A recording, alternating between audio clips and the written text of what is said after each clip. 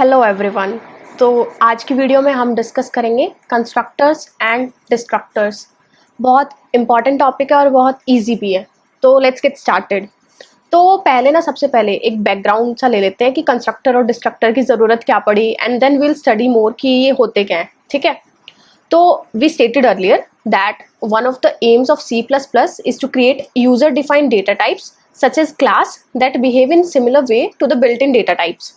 मतलब हमारा सबसे पहला एम, सबसे बड़ा एम ऊप्स का ये था कि हम यूज़र डिफाइंड ऐसे डेटा टाइप्स, ऐसे क्लासेस और ऐसे ऑब्जेक्ट्स बनाए कि जिनको हम नॉर्मल वेरिएबल्स की तरह यूज़ कर पाए। ठीक है। तो उसका मतलब ये है कि जैसे हम नॉर्मल वेरिएबल्स को इनिशियलाइज करते हैं, सपोज अगर मुझे कोई इंट m बनाना है तो मैं उसको कैसे लिखती हूँ, इंट m इक्वल्स टू 20। और जैसे अगर मुझे कोई कैर या फ्लोट बनाना है तो उसको डायरेक्टली क्या लिख देती हूँ, मैं उसी लाइन में उसको इनिशियलाइज कर देती हूँ। लेकिन अभी तक हमने जितना भी ऊप्स पढ़ा है उसमें हमने ऐसा तो कुछ किया नहीं कि हमने कोई एनिमल क्लास का ऑब्जेक्ट बनाया हो, सपोज एनिमल डॉग, और उसके इक्वल पे कुछ लिख दिया हो। ऐसा कुछ नहीं पढ़ा है ना। तो that is why we needed constructors and destructors. Constructors की जरूरत क्यों पड़ी कि हम ऐसे नॉर्मल वेरिएबल्स की तरह हमारी क्लासेस के ऑब्जेक्ट्स को भी इनिशियलाइज कर पाए। ठीक है। तो these statements are valid initialization statements for basic data types. Similarly, when a variable of built-in type goes out of scope, the compiler automatically destroys the variable।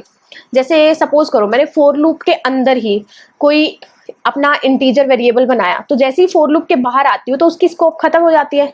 मेरा कंपाइलर उसको मेमोरी से खुद ही इरेज कर देता है, लेकिन ऐसा मुझे ऑब्जेक्ट्स के साथ भी कराना है। तो that is why we needed destructor as well. तो C++ provides a special member function called constructor.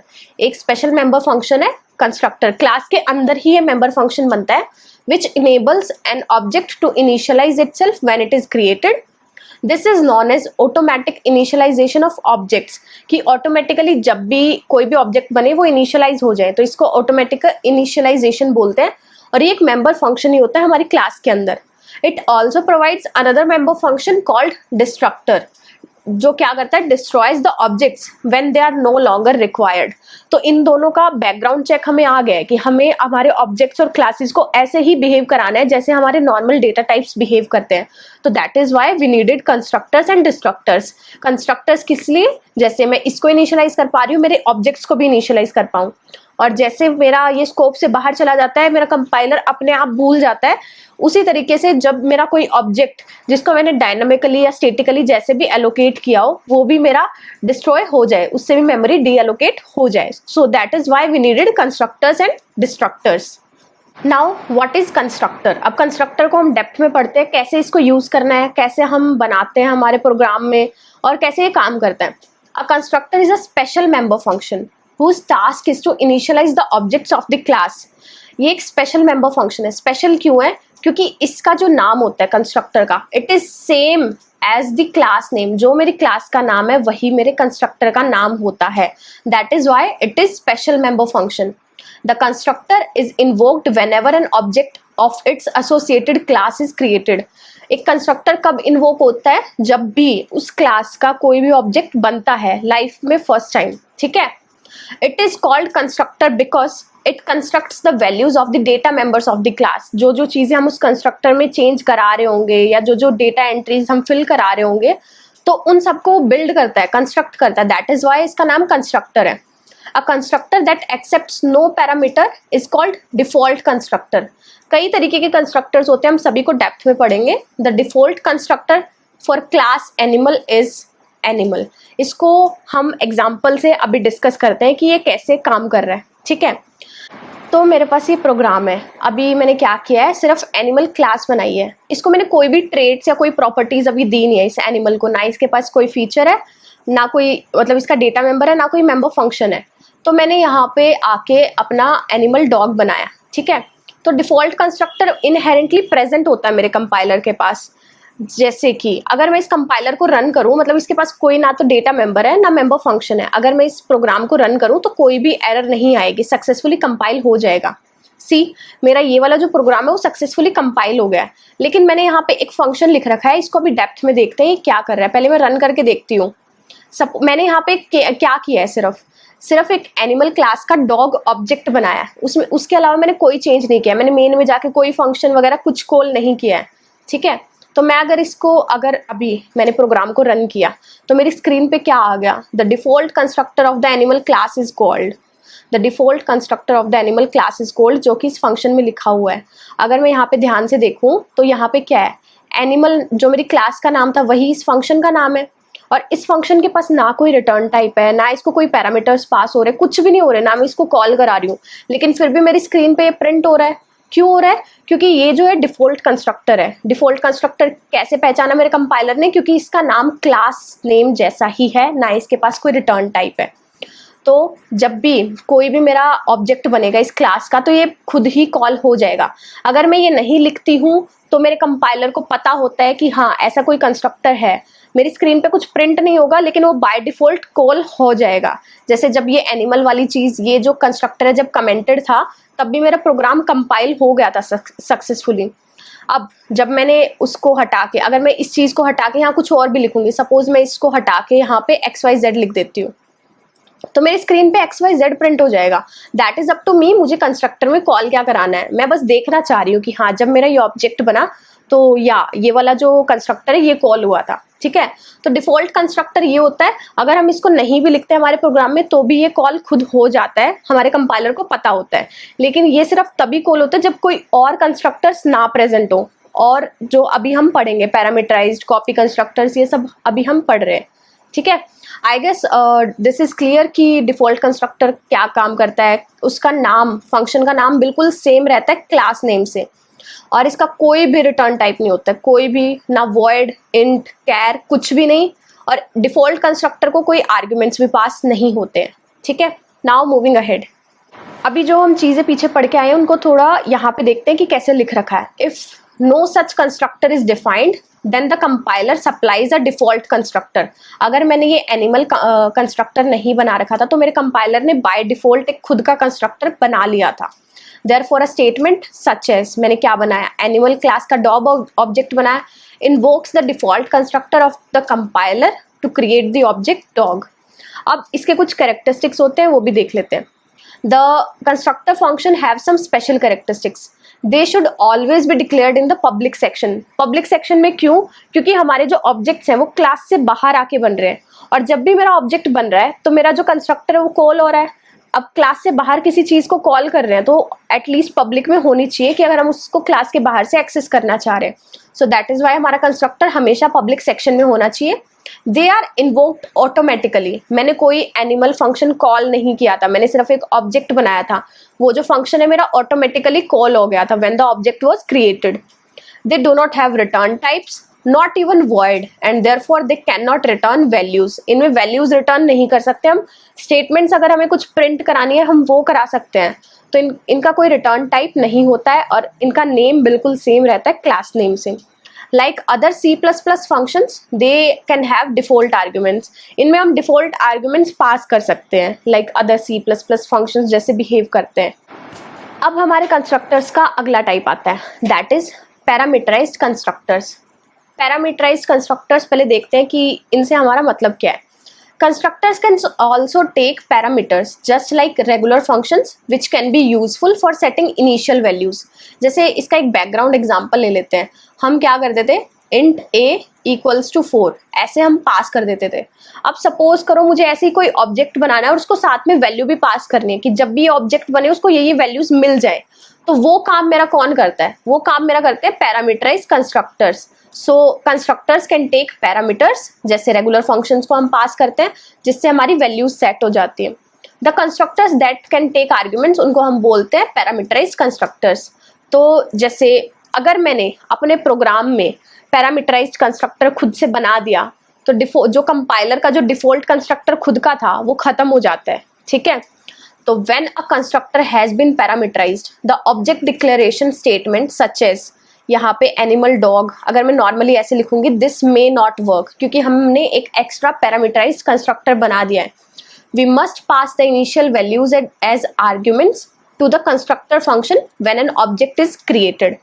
अब हम ना दो तरीके से पैरामीटराइज्ड कंस्ट्रक्टर्स को कॉल कर सकते हैं। अब इसको हम पहले एग्जांपल से देख के आते हैं, इन चीज़ों को हम एग्जांपल देखने के बाद पढ़ेंगे तब ये ज़्यादा क्लियर होंगी।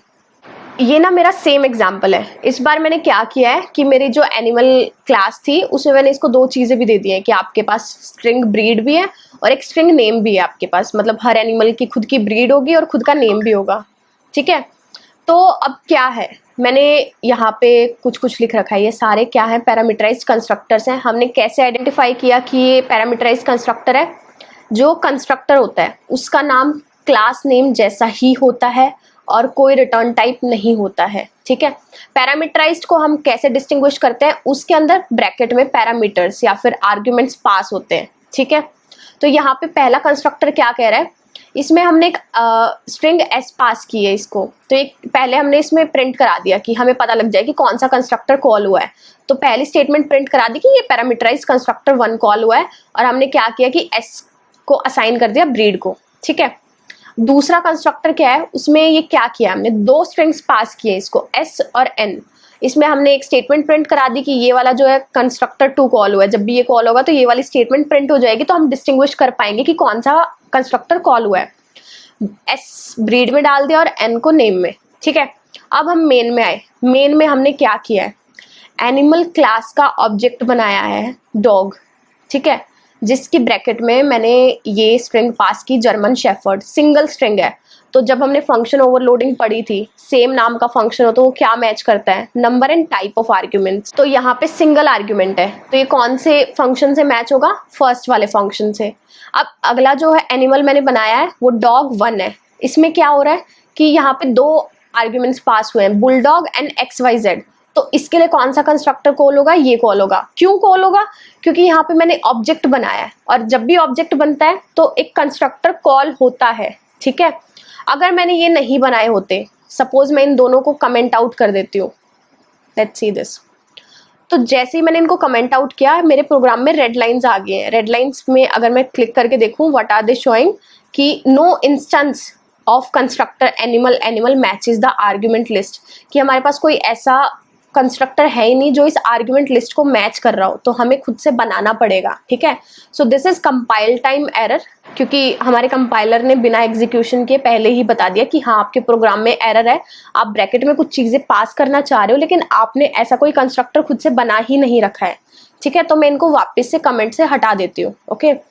तो अगर मैं अपने प्रोग्राम को एग्जीक्यूट करूंगी तो मेरी पहली स्टेटमेंट कौन सी प्रिंट होनी चाहिए, जिसको एक आर्ग्यूमेंट पास हुआ है, तो पहले तो पैरामीटराइज कंस्ट्रक्टर 1 वाली स्टेटमेंट कॉल होनी चाहिए और उसके बाद ये वाली स्टेटमेंट एग्जीक्यूट होनी चाहिए। तो अगर मैं रन करके देखूँ इसको, तो मेरा आउटपुट आ गया है। सबसे पहले प्रिंट हुई है मेरी कंस्ट्रक्टर 1 वाली स्टेटमेंट एंड देन कंस्ट्रक्टर 2 वाली स्टेटमेंट, ठीक है। अब जो हम ये पैरामीटराइज कंस्ट्रक्टर कॉल कराते हैं, ये हम दो तरीके से कॉल कर सकते हैं। एक तो ये वाला जो हमने तरीका अभी देखा है कि हम ब्रैकेट में चीज़ें पास कर देंगे जैसे नॉर्मल फंक्शंस को पास करते हैं। दूसरा तरीका मैं अभी आपको दिखाती हूँ कि वो क्या है। दूसरा तरीका ये है कि मैं एक एनिमल डॉग बनाऊंगी और इक्वल टू एनिमल लिखूंगी फिर से और उसकी ब्रैकेट में चीज़ें पास करूंगी। तो ये वाला जो तरीका है नया, that is explicit call, and जो फर्स्ट था वो इम्प्लिसिट कॉल है। जो फर्स्ट वन था वो ज़्यादा सिंपलर था क्योंकि मुझे डायरेक्ट ब्रैकेट में वैल्यूज पास करने हैं। इसमें मुझे क्या करना पड़ेगा, पहले क्लास नेम, फिर ऑब्जेक्ट नेम, फिर क्लास नेम, फिर जो भी मुझे वेरिएबल्स उसको जो भी आर्ग्यूमेंट्स या उसको पास करना है वो सारी चीज़ें। तो एक बार हम एक्सप्लिसिट कॉल का भी एक एग्जाम्पल करके देख लेते हैं। तो मैं क्या करूँगी, एक और ऑब्जेक्ट बनाते हैं जिसमें हम एक्सप्लिसिट कॉल यूज़ कर रहे होंगे। तो मुझे सबसे पहले क्या करना पड़ेगा, क्लास का नेम एनिमल है और मैंने एक ऑब्जेक्ट बनाया डॉग 2 बनाती हूँ अब की बार, ठीक है। एक्सप्लिसिट कॉल है तो बीच में इक्वल टू का साइन आएगा, देन अगेन क्लास नेम और अब ब्रैकेट में मुझे जो भी चीज़ें पास करनी है, ठीक है। मैं इसको सिंगल आर्ग्यूमेंट पास करूँगी तो उसके अकॉर्डिंगली कंस्ट्रक्टर कॉल हो जाएगा, ओके। तो अब मैं इसको एग्जीक्यूट करके देखती हूँ तो मेरा आउटपुट आ गया पैरामीटराइज कंस्ट्रक्टर 1 जो कि पहले के लिए था, देन 2, देन अगेन 1। ये मेरा जो है ये वाली स्टेटमेंट ये एक्सप्लिसिट कॉल है और ऊपर वाली दोनों मेरी इम्प्लिसिट कॉल्स हैं, ओके। अब अगर मुझे अपना डिफॉल्ट वाला कॉल कराना हो कि सपोज मुझे कुछ पास ही नहीं करना, कोई ऐसा ऑब्जेक्ट आ गया जिसके पास ना तो नाम है ना ब्रीड है, मैं चाहती हूँ कि वो भी आ जाए। चलो मैंने यहाँ पे सीधा क्या बनाया, एनिमल डॉग 3 बना दिया और उसको मैंने कुछ भी पास नहीं किया। अगर मैं देखूँ, मैंने अभी अपना प्रोग्राम एग्जीक्यूट भी नहीं किया और उस पर रेड लाइन आ गई है। ये क्या दिखा रहा है, no default constructor exist for class animal. ये चीज़ हमने पहले भी डिस्कस की है कि जैसे ही हम पैरामीटराइज कंस्ट्रक्टर्स अपने प्रोग्राम में बना देते हैं, हमारा कंपाइलर अपने डिफ़ॉल्ट कंस्ट्रक्टर्स को भूल जाता है। तो मुझे ये डिफ़ॉल्ट कंस्ट्रक्टर जो मैंने कमेंट आउट कर रखा है ऊपर, ये भी खुद से ही बनाना पड़ेगा, तब मेरे कंपाइलर को पता लगेगा कि हाँ, अगर बिना किसी आर्गुमेंट के पास हुए भी आपको कोई ऑब्जेक्ट नेम मिले तो आप उसको भी कंस्ट्रक्ट कराओगे। अब मेरे प्रोग्राम में से वो लाल लाइन हट गई है क्योंकि मेरा डिफ़ॉल्ट कंस्ट्रक्टर मैंने खुद बना दिया है। डिफ़ॉल्ट कंस्ट्रक्टर कैसे है? क्योंकि इसकी ब्रैकेट में कोई भी आर्ग्यूमेंट पास नहीं हो रहा है, ठीक है। अब अगर मैं इस प्रोग्राम को एग्जीक्यूट करूं तो देखते हैं आउटपुट क्या आता है। तो यहाँ सबसे पहले कंस्ट्रक्टर 1 कॉल हुआ, then constructor 2, then constructor 1, then default constructor was called, क्योंकि मैंने यहाँ पे कोई भी आर्ग्यूमेंट्स पास नहीं किए थे। I guess default constructor and parameterize constructor का ये एग्जांपल क्लियर हो गया है। तो अभी हमारा एक्सप्लिसिट कॉल और इम्प्लिसिट कॉल दोनों क्लियर हो गया। हम दो तरीके से पैरामीटराइज कंस्ट्रक्टर्स को कॉल करा सकते हैं, एक्सप्लिसिटली एंड इम्प्लिसिटली। इम्प्लिसिट वाला ज़्यादा ईजी है क्योंकि हमें स्टेटमेंट में कम चीज़ें लिखनी पड़ती है। यहाँ पे हमें दो बारी क्लास का नेम लिखना पड़ता है एंड बीच में इक्वल वाला साइन लगाना पड़ता है। तो मोस्टली जो लोग हैं वो सेकेंड वाला प्रेफर करते हैं, which is convenient to write. अब हमारा एक और टाइप का कंस्ट्रक्टर होता है, जैसे सपोज करो नॉर्मल वेरिएबल्स में कैसे होता है। मैंने एक इंट a बनाया जिसको मैंने 4 असाइन किया, फिर मैंने इंट b बनाया दैट इज अभी के लिए 5 है, तो मैंने b is equal to a कर दिया। तो इसमें क्या होता है, इस लाइन से जो a के अंदर जो वैल्यू थी वो b को असाइन हो जाती है, ठीक है। मतलब कि b में अगर मेरा सपोज ये b का ब्लॉक था, यहाँ पे 5 था, तो यहाँ पे क्या असाइन हो जाएगा, 4 असाइन हो जाएगा, ठीक है।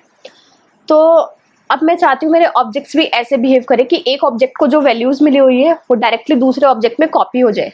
तो कॉपी कंस्ट्रक्टर उसके लिए यूज होता है। तो पहले इसकी डेफिनेशन देख लेते हैं। The copy constructor is a constructor which creates an object by initializing it with an object of the same class which has been created previously.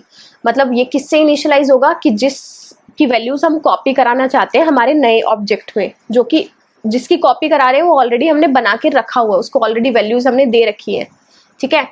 इसका सिंटेक्स रहता है क्लास का नाम, ओके, कंस्ट्रक्टर है तो क्लास का नाम से ही होगा। अब इसकी ब्रैकेट के अंदर जो आर्ग्यूमेंट्स पास होते हैं उसमें थोड़ा सा डिफरेंस है। वो क्या है कि हमें जब वैल्यूज कॉपी करानी है तो उसको बताना होगा कि आपको कौन से ऑब्जेक्ट की वैल्यूज कॉपी करानी है।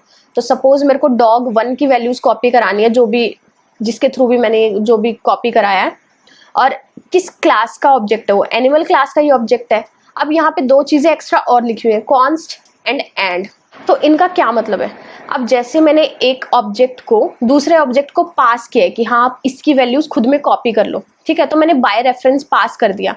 हम ना जो पासिंग करते हैं हमारे फंक्शंस में वो दो तरीके से होती है, पास बाय वैल्यू होता है एंड पास बाय रेफरेंस होता है। इनमें डिफरेंस ये रहता है कि जब पास बाय वैल्यू करते हैं तो बेसिकली होता क्या है कि उस फंक्शन के लिए वो अलग कॉपीज होके पास होती है, लेकिन जब हम पास बाय रेफरेंस करते हैं तो क्या होता है कि जो ओरिजिनल हमारे पास वेरिएबल्स थे वही पास हो जाते हैं, ठीक है। अब इसको ओरिजिनल ऑब्जेक्ट मिल गया है, लेकिन मैं चाहती हूँ कि जिससे ये कॉपी करे उसमें कोई चेंज ना कर दे, मतलब मुझे नहीं चाहिए कि कोई वो छेड़खानी कर दे उस डेटा के साथ। तो इसलिए मैंने कॉन्स्ट लगा दिया कि जो भी आपको डॉग 1 मिलेगा बाय रेफरेंस आप उसके डेटा में कोई भी चेंज नहीं कर सकते हो। दैट इज वाई मैंने यहाँ पे कॉन्स्ट लगा दिया। आपको सिंपली क्या करना है, वैल्यूज को कॉपी करना है, आपका और कोई काम नहीं है, ठीक है। आप मेरे डॉग 1 के डेटा के साथ कुछ भी छेड़खानी नहीं करोगे। और एंड इसलिए लगाया कि डॉग 1 के डेटा की अलग डुप्लीकेट कॉपी ना बने, इसके लिए मतलब कुछ काम ही नहीं करना, सिर्फ डायरेक्टली कॉपी करना है। तो मैंने इसको बाय रेफरेंस पास कर दिया है।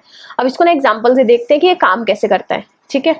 ये प्रोग्राम क्या है कि यहाँ पे मैंने वही एनिमल क्लास बनाई है, इसमें मेरे एनिमल के पास ब्रीड है, नेम है, और यहाँ पे मैंने एक पैरामीटराइज कंस्ट्रक्टर 1 बना दिया जिसके पास एक ही आर्ग्यूमेंट है, और पैरामीटराइज कंस्ट्रक्टर 2 बना दिया जिसके पास 2 आर्ग्यूमेंट्स हैं। और यहाँ पे अभी कुछ चीज़ कमेंटेड है, ये मेरा कॉपी कंस्ट्रक्टर है, इसको अभी कमेंटेड रहने देते हैं, थोड़ी देर में देखते हैं इसका क्या रोल है, ठीक है। तो पहले मैंने क्या किया है कि ये एक आर्ग्यूमेंट पास करके एनिमल डॉग बना दिया है, फिर मैंने डॉग 1 एनिमल बना दिया जिसके पास 2 आर्ग्यूमेंट्स थे। फिर यहाँ पे मैंने एक चीज़ लिखी है एनिमल डॉग 2 और उसकी ब्रैकेट में डॉग 1। इससे होगा क्या कि मेरे जो डॉग 1 की जितनी भी चीज़ें असाइन हुई है डॉग 1 को, वो डॉग 2 को असाइन हो जाएंगी, ठीक है। तो मैंने चलो ये असाइन तो कर दिया, अब मैं सी आउट करा के देखती हूँ कि असाइन हुआ भी है नहीं। मतलब अगर मैं डॉग 2 की ब्रीड चेक करूँ तो डॉग 1 की ब्रीड क्या थी, बुलडॉग थी, तो डॉग 2 की ब्रीड भी क्या होनी चाहिए, बुलडॉग होनी चाहिए। तो हम हमारा एग्जीक्यूशन के बाद देखते हैं आ क्या रहा है। तो यहाँ पे आया है सबसे पहले पैरामीटराइज कंस्ट्रक्टर 1 इज कॉल्ड, क्योंकि ये जर्मन शेफर्ड का डॉग बनाया था हमने, and then constructor 2 was called, dog 1 को हमने 2 चीजें पास की थी। फिर इसके बाद हमने हमारा जो इनहेरेंटली कंपाइलर को कॉपी कंस्ट्रक्टर होता है उसने डायरेक्टली डॉग 1 की चीजें डॉग 2 में कॉपी कर दी, और जब हमने डॉग 2 की ब्रीड चेक की कि क्या है तो उसने बुलडॉग हमें रिटर्न कर दिया स्क्रीन पे। So this is clear. अब कॉपी कंस्ट्रक्टर ये वाला जो था वो तो कंपाइलर का इनहेरेंटली जैसे होता है, जैसे डिफॉल्ट कंस्ट्रक्टर होता है वैसे वाली चीज। हम खुद का कॉपी कंस्ट्रक्टर भी बना सकते हैं जिसमें हम चेंजेस कर सकते हैं, जैसे ये मैंने कमेंट कर रखा है। सिंटेक्स हम पीछे देख चुके हैं, एनिमल जो कि हमारा क्लास का नेम था, देन कॉन्स्ट लिखते हैं, देन अगेन मेरा जो ऑब्जेक्ट है वो किस टाइप का है, एनिमल टाइप का है, और हमने एंड लगा दिया क्योंकि हम बाय रेफरेंस पास कर रहे हैं। अब अगर मैं रन करूं इस प्रोग्राम को तो मैंने यहाँ पे खुद का कंस्ट्रक्टर बनाया है, तो जो मेरे कंपाइलर का कॉपी कंस्ट्रक्टर खुद से था वो उसको भूल चुका है कि हाँ ऐसा कुछ था। तो अब जो इसके अंदर चीजें हो रही है सिर्फ वो ही होंगी जब ये मेरा कंस्ट्रक्टर कॉपी कंस्ट्रक्टर कॉल होगा। ठीक है, तो मैं देखती हूँ। अब यहाँ पे तो मैंने डॉग 2 की ब्रीड असाइन ही नहीं की, कुछ चीजें ही नहीं असाइन की है, तो देखते हैं कि डॉग 2 की ब्रीड आएगी क्या।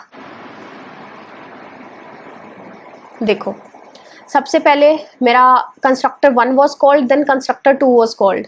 अब इस वाली लाइन ने ये वाला कंस्ट्रक्टर कॉल किया तो हमारी लाइन क्या प्रिंट हो गई, copy constructor of the animal class is called. उसके बाद ब्लैंक है, कुछ भी प्रिंट नहीं हुआ, डॉग 2 की कुछ ब्रीड ही नहीं है। क्यों नहीं है, क्योंकि हमने अपने जो खुद का कॉपी कंस्ट्रक्टर बनाया उसमें कुछ किया ही नहीं। अगर मैं यहाँ पे कुछ लिखती कि जो भी मेरा एनिमल है उसकी ब्रीड क्या हो जाए, ब्रीड इक्वल्स टू जो भी मुझे डॉग 1 मिला है उसकी ब्रीड के इक्वल हो जाए, अगर मैं ये काम यहाँ पे करती तब तो मेरा आता, लेकिन मैंने किया ही नहीं था, तो that is why it was blank. अगर मैं अब मेरे प्रोग्राम को रन करूंगी तो अब ये चीज हो जाएगी। सो या अब मेरी स्क्रीन पे क्या बुलडॉग प्रिंट हो गया है, तो मैं अपना खुद का कॉपी कंस्ट्रक्टर भी बना सकती हूँ, उसमें अपने अकॉर्डिंगली चीजें भी करा सकती हूँ। मुझे कुछ चीजें कॉपी करानी है, कुछ नहीं करानी है, सो दैट इज वाई। और हम कॉन्स्ट इसलिए यूज कर रहे हैं कि जो भी हमें ऑब्जेक्ट बाय रेफरेंस मिला है उसके डेटा के साथ हम छेड़खानी ना कर पाए। I hope it is clear. Now coming to destructor. हमने कंस्ट्रक्टर तीनों पढ़ लिए, default, parameterized, copy constructor. Destructor की नीड क्या है कि जब हमारा ऑब्जेक्ट है जो बना हुआ है उसकी हमें जरूरत नहीं है तो अब हम उसको रिमूव करना चाहते हैं हमारी मेमोरी से। A destructor, as the name implies, it is used to destroy the objects that have been created by a constructor. Like a constructor, the destructor is a member function whose name is same as the class name. जो class name है वही same, लेकिन it is preceded by a tilde sign. tilde sign कौन सा होता है, ये वाला साइन जो हमारे कीबोर्ड पे होता है, 1 के साइड में होता है। सो टिल्डे साइन लगाना है और क्लास का नेम लिखना है एंड खाली ब्रैकेट्स और अंदर जो भी बॉडी हमें लिखनी है, जो भी हमें बॉडी में डालना है। Destructor never takes any argument, no does it return any value. जैसे डिफॉल्ट कंस्ट्रक्टर ना कोई आर्ग्यूमेंट लेता है और कोई वैल्यू भी रिटर्न नहीं करता है, ऐसे ही हमारा डिस्ट्रक्टर कुछ भी रिटर्न टाइप नहीं होता है, not even void. It will be invoked implicitly by the compiler upon exit from the program. अगर हमने खुद से डिस्ट्रक्टर नहीं बनाया है तो बाय डिफॉल्ट डिस्ट्रक्टर कॉल हो जाता है जब भी हमारा प्रोग्राम एंड होता है। So it is a good practice to declare destructors in a program since it releases memory space for future use. अब ऐसा होता है कि कई बार हमने बहुत लंबा कोड लिखा है और सपोज करो हमारा ऑब्जेक्ट है कोई और हमने उसको 3-4 लाइन में यूज करना था, उसका यूज खत्म हो गया है, तो डिस्ट्रक्टर कॉल कराने से क्या होगा कि हमारी वो जो मेमोरी है वो फ्री हो जाएगी अगर हमें फर्दर यूज करनी होगी तो। ठीक है, डिस्ट्रक्टर कब और कॉल होता है, ये कुछ और हमारे ड्यूरेशंस लिखे हुए हैं जब जब डिस्ट्रक्टर कॉल होता है, जब लोकल या फिर automatic object with block scope goes out of scope. Suppose मैंने किसी फॉर लूप के अंदर कोई ऑब्जेक्ट बनाया था तो फॉर लूप खत्म होते ही उसकी स्कोप खत्म हो जाएगी। द फंक्शन एंड्स, अगर किसी फंक्शन के अंदर मैंने कोई ऑब्जेक्ट बनाया है तो फंक्शन एंड होते ही उसकी स्कोप खत्म हो जाएगी, देन अगेन डिस्ट्रक्टर कॉल हो जाएगा। प्रोग्राम एंड्स, प्रोग्राम खत्म होने पे भी। A block containing a local variable ends, normal block, मतलब ऐसे करली ब्रेसेस से भी मैं नॉर्मल ब्लॉक्स बना सकती हूँ मेरे प्रोग्राम में C++ में। अगर ये खत्म हो गया तो जैसे ही ये खत्म होएगा इसकी स्कोप खत्म हो जाएगी। या फिर a delete operator is called, delete operator से हम मेमोरीज रिलीज करते हैं। The lifetime of a temporary object ends. Lifetime end कई तरीके से हो सकती है, या तो स्कोप के बाहर चला जाए, ब्लॉक के बाहर उसकी कोई लाइफ नहीं होती है, फंक्शन के बाहर, ये सारे cases. A program ends and global और स्टैटिक ऑब्जेक्ट्स एग्जिस्ट, या फिर the destructor is explicitly called, जब हमने खुद का डिस्ट्रक्टर बनाया और उसको हमने बीच में कहीं कॉल करा दिया, तो इन सभी तरीकों में मेरा डिस्ट्रक्टर कॉल हो जाता है। Destructors can freely access class member functions and access class member data. जैसे हमारे कंस्ट्रक्टर्स मेंबर फंक्शन होते हैं, ऐसे डिस्ट्रक्टर्स भी हमारे मेंबर फंक्शंस होते हैं। तो ये हमारे क्लास के सारे मेंबर फंक्शंस को और क्लास के सारे मेंबर डेटा को एक्सेस कर सकते हैं, क्योंकि ये हमारे क्लास का मेंबर होते हैं। ठीक है, अब जैसे हमने कंस्ट्रक्टर्स में देखा था, उसके कई टाइप्स थे, डिफॉल्ट था, पैरामीटराइज था, एंड देन कॉपी कंस्ट्रक्टर भी था। तो क्या जो हमारे डिस्ट्रक्टर है उसके भी टाइप्स होते हैं? नो। क्यों? क्योंकि डिस्ट्रक्टर में कोई भी आर्ग्यूमेंट पास नहीं होता है। पैरामीटराइज कंस्ट्रक्टर्स में आर्ग्यूमेंट पास होता है, कॉपी कंस्ट्रक्टर में भी आर्ग्यूमेंट पास होता है, लेकिन no, there can only be one destructor in a class with class name preceded by tilde sign, no parameters and no return type. इसका कोई पैरामीटराइज, कोई कॉपी डिस्ट्रक्टर ऐसा कुछ नहीं होता है, सिर्फ एक ही डिस्ट्रक्टर होता है। We can not parameterize it. अब डिस्ट्रक्टर को एक एग्जांपल से समझते हैं कि कैसे कॉल होता है। हम जो खुद का डिस्ट्रक्टर अगर प्रोग्राम में बनाया तो हम उसको कैसे कॉल करते हैं। यहाँ पे मैंने एक एनिमल क्लास बनाई है, उसके पास ब्रीड है, नेम है, ठीक है। और यहाँ पे मैंने 3 कंस्ट्रक्टर्स बनाए हैं। पहला डिफॉल्ट कंस्ट्रक्टर है, दूसरा पैरामीटराइज कंस्ट्रक्टर 1 है जिसको एक आर्ग्यूमेंट पास्ड है, देन पैरामीटराइज कंस्ट्रक्टर 2 है जिसको 2 आर्ग्यूमेंट्स पास है। देन यहाँ पे मैंने डिस्ट्रक्टर बनाया। डिस्ट्रक्टर को मैंने कैसे डिस्टिंग्विश किया, इसमें एक टिल्डे साइन है, ठीक है। और मैंने डिस्ट्रक्टर को ऐसे, इसके अंदर एक स्टेटमेंट लिख दिया है, डिस्ट्रक्टर कॉल्ड फॉर, और फिर ब्रीड आउटपुट करा दिया, ताकि मुझे पता लग जाए कि कौन से ऑब्जेक्ट के लिए डिस्ट्रक्टर कॉल हुआ है, ठीक है। ये चीज़ ना इंपॉर्टेंट है हमारा थोड़ा डिफरेंस क्लियर करने के लिए। कैसे? मैंने यहाँ पे एक एनिमल डॉग बनाया जिसमें मेरा पैरामीटराइज कंस्ट्रक्टर 1 कॉल होगा और यहाँ पे पैरामीटराइज कंस्ट्रक्टर 2 कॉल होगा। अब जैसे ही ये मेन ये सारा एग्जीक्यूट करके ये प्रोग्राम एंड होगा, तो जब मेरा डिस्ट्रक्टर बना हुआ है तो ये चीज़ें खत्म होने शुरू होंगी ना। मेरा जो कंपाइलर वो इस डॉग को डिलीट करेगा, डॉग 1 को डिलीट करेगा, सारी मेमोरी को रिलीज करेगा।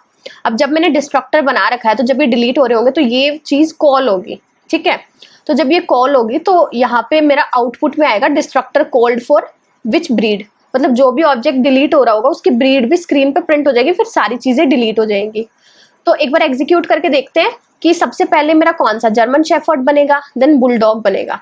अभी डिलीट किस ऑर्डर में होंगे वो भी देखते हैं। तो देखो, मेरा पहले पैरामीटराइज्ड कंस्ट्रक्टर 1 कॉल हुआ जब मेरा ये डॉग ऑब्जेक्ट बना, देन मेरा डॉग 1 ऑब्जेक्ट बना तो कंस्ट्रक्टर 2 कॉल किया उसने, ठीक है।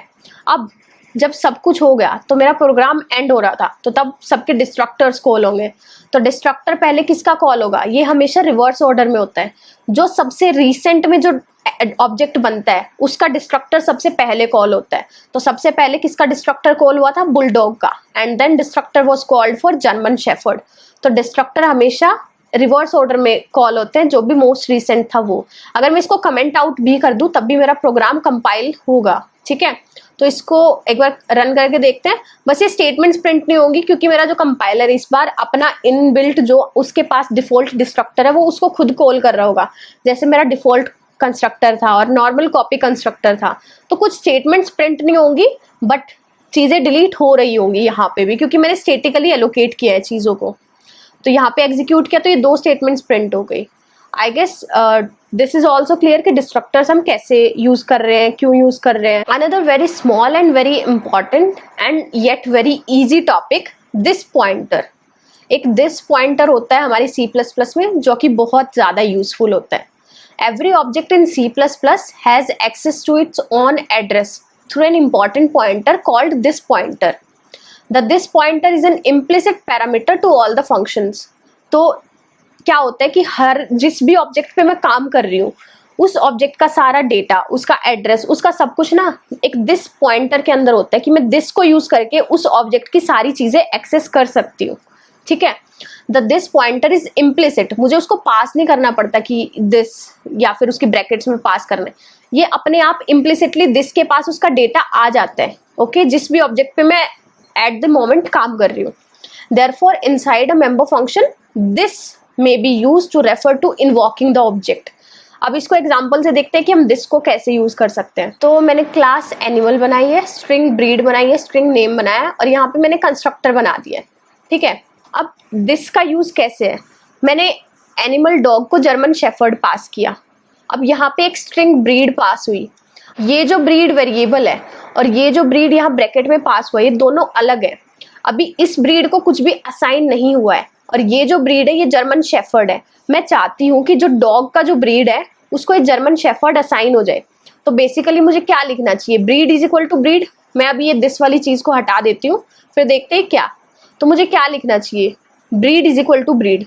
तो मेरा कंपाइलर तो कंफ्यूज हो जाएगा कि आप करना क्या चाह रहे हो, कौन सी ब्रीड में क्या डालना चाह रहे हो। तो हम यहाँ पे यूज करेंगे दिस का। दिस से क्या होगा, दिस के पास ना मेरे करंट ऑब्जेक्ट का सारा डेटा होता है, सारा सब कुछ होता है। तो जब मैं इसको बोलूंगी कि दिस की ब्रीड में ब्रीड डालो, जो डॉग का जो ब्रीड है, ये वाला जो ब्रीड है, उसके अंदर आप ये वाला ब्रीड डालो, तो मेरा कंपाइलर डिस्टिंग्विश कर पाया, अच्छा आपको इस वाली ब्रीड में ये वाला ब्रीड असाइन करना है। तो ये जो दिस है इसके पास मेरे डॉग का सब कुछ है। अगर मैं यहाँ पे कुछ भी करा दूं, मैं सी आउट करा दूं दिस का name, this and then name, हालांकि कुछ प्रिंट नहीं होगा क्योंकि है नहीं। मैं दिस के नेम की बजाय यहाँ पे ब्रीड ही प्रिंट करा देती हूँ। तो लेट्स सी कि स्क्रीन पे क्या प्रिंट होएगा, ठीक है। तो हम हमारे प्रोग्राम को एक बार रन करके देखते हैं आउटपुट में आएगा क्या। तो सबसे पहले पैरामीटराइज कंस्ट्रक्टर 1 कॉल हो गया और उसकी ब्रीड में जर्मन शेफर्ड असाइन हो गया and then German shepherd print हो गया। तो मैं दिस से मेरा जो डॉग ऑब्जेक्ट है उसका सारा डेटा एक्सेस कर पा रही हूँ। Are you getting my point? मतलब जिस ऑब्जेक्ट पे मैं करंटली काम कर रही हूँ, मैं डॉग ऑब्जेक्ट पे काम कर रही हूँ, तो डॉग का सारा डेटा, सब कुछ, उसका एड्रेस, वो सब कुछ मैं इस दिस पॉइंटर से एक्सेस कर सकती हूँ। I hope this pointer is clear. And copy constructor, default constructor, parameterize constructor and destructor सब कुछ क्लियर होंगे। If you still have any doubt you can write in the comment section, I will try to resolve them as well, and we'll meet you in the next video. Bye bye and take care.